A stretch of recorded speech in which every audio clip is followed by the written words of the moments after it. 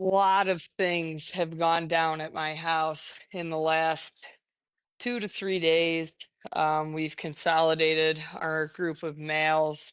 Last weekend, I went through and castrated a bunch of them. We ended up selling 18 of them, 19 of them. One of them was a breeding male in a large group. Shipped them off yesterday. Tonight after work, we brought home we had to set up the sheep barn first, and then we brought home all of the ewes off of the solar field.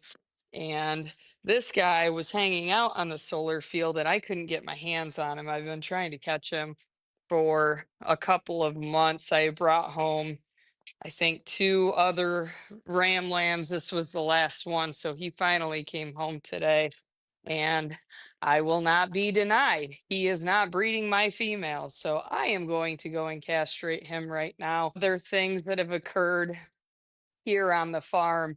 The 14-and-a-half-year-old cow that I had, Emmalou, we found her on her side yesterday morning, and she had passed at some point overnight.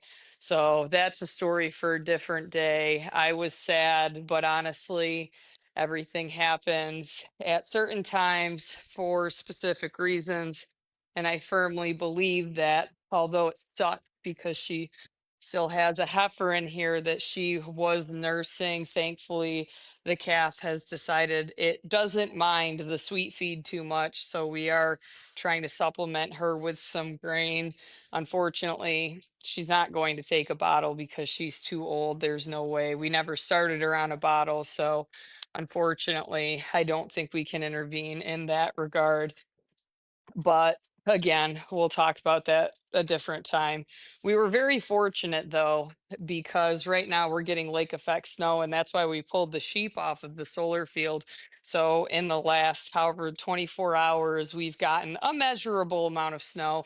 Is it going to stick the entire winter? No. But I'll show you a clip of that as soon as I get done castrating this guy. Waiting to do this for far too long to this guy, and he just he evaded me for sure.